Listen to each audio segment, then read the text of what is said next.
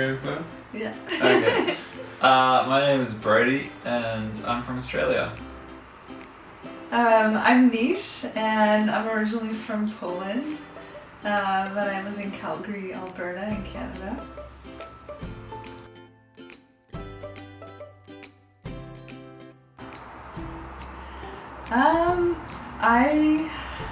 I guess I've always been interested in Japanese culture.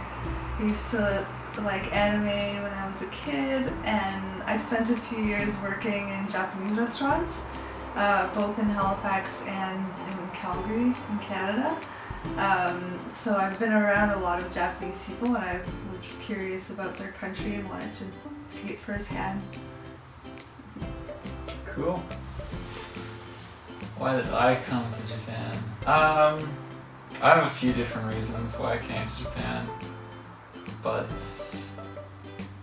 I guess originally I've just been interested in the culture for a very long time. Japanese cuisine especially has been my favorite for a long time, and I guess it's the history and the contradiction between Japan's traditions and ancient ways of living and being that kind of mix in with today's ultra organized, ultra high-tech society. That's really fascinated me, and how those two interplay and how they work and how they don't work. But yeah, I also wanted to come here as a start of a much longer journey through Asia and Central Asia.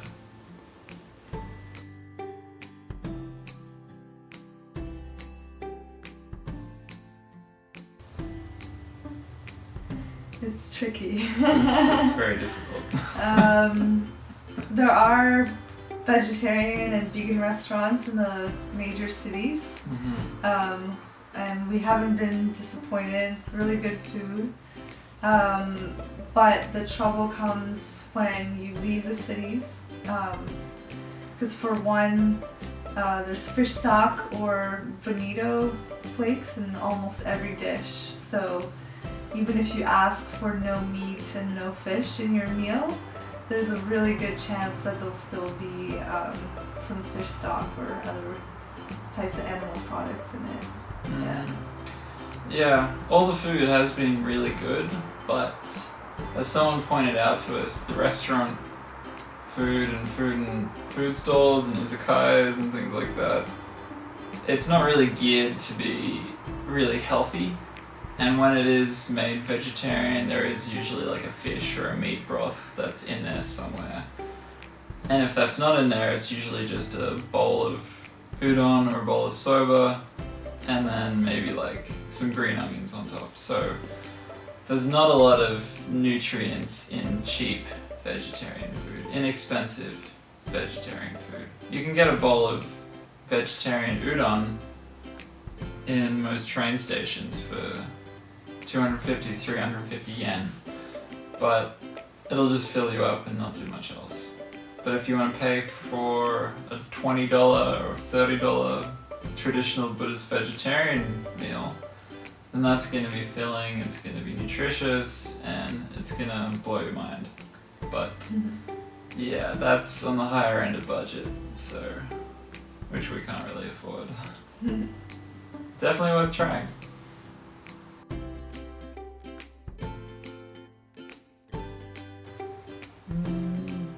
Well, this is the first time we've couchsurfed in Japan, so I guess it's a little difficult to offer advice specifically for Japan, but I guess...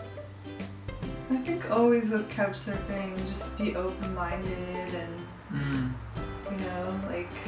be willing to make it a bit of like an exchange of like knowledge and culture rather than just like a place to stay, right? Sure. And don't be a dick. It's good advice that I like to follow. But yeah, try and be courteous, I guess. Try and give back in some way. Like today, I inadvertently bought our host Brian some sake. Which is good. I'm happy I did.